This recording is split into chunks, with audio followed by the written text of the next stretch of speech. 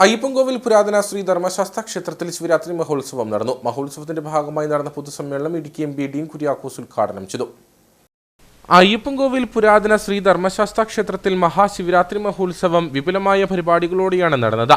ശിവരാത്രി മഹോത്സവത്തിന്റെ ഭാഗമായി ക്ഷേത്രത്തിൽ 2 ലക്ഷത്തോളം ഭക്തജനങ്ങൾ എത്തിയെന്നാണ് കണക്ക്. വൈകിട്ട് നടന്ന പൊതുസമ്മേളനം ഇടുക്കി എം.പി. ഡീൻ കുര്യാക്കോസ് ഉദ്ഘാടനം ചെയ്തു. നമ്മളിവിടെ ഒത്തുചേരുമ്പോൾ ഈ നാടിന്റെ ആത്മവിശ്വാസം വർദ്ധിക്കുകയാണ്. ഇങ്ങനെയുള്ള കൂട്ടായ്മകളിലൂടെ തീർച്ചയായും ഒരുപാട് പ്രശ്നങ്ങൾ നമുക്ക് ചുറ്റുമുണ്ട്. എന്തുകൊണ്ടെന്നാൽ ഇന്നത്തെ സമൂഹത്തിൽ നമ്മൾ വായിക്കുന്ന വാർത്തകളും നമ്മൾ കേൾക്കുന്ന വാർത്തകളും ഒന്നും തന്നെ വലിയ തോതിൽ നമുക്ക് ഭയമുണ്ടാക്കുന്നുണ്ട്. പക്ഷേ ഇതുപോലെയുള്ള കൂടിച്ചേരലുകളിലൂടെ ഇവിടെ നിന്ന് ലഭിക്കുന്ന ആത്മവിശ്വാസത്തിലൂടെ ഈ നാട് ഒറ്റക്കെട്ടാണ്. എല്ലാ തരത്തിലുമുള്ള സാമൂഹിക തിന്മകൾക്കെതിരാണ്, സാമൂഹിക വിപത്തുകൾക്കെതിരാണ് എന്ന് നമ്മൾ പ്രതിജ്ഞയെടുക്കുകയാണ്. പീരുമേട് എം.എൽ.എ. വാഴൂർ സോമൻ മുഖ്യപ്രഭാഷണം നടത്തി. ഇവിടെ പരാമർശിച്ച ഒരു കാര്യം മാത്രം പറയുവാൻ ആഗ്രഹിക്കുന്നു.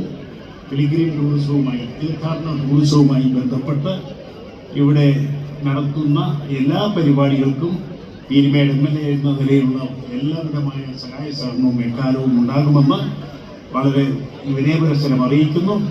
അതിനുവേണ്ടിയുള്ള കർമ്മ പദ്ധതികൾ ടൂറിസം വകുപ്പ് മന്ത്രിയുമായി എത്രയും വേഗം കൂടി ആലോചിച്ച് വേണ്ട നടപടികൾ കൈക്കൊള്ളുമെന്നും അറിയിച്ചുകൊണ്ട് ഇവിടെ എത്തിച്ചേർന്നിട്ടുള്ള മുഴുവൻ ഭക്തജനങ്ങളെയും ശിവരാത്രി മഹോത്സവത്തിന്റെ ആശംസകൾ അർപ്പിച്ചുകൊണ്ട് നിർത്തുന്നു. നന്ദി, നമസ്കാരം.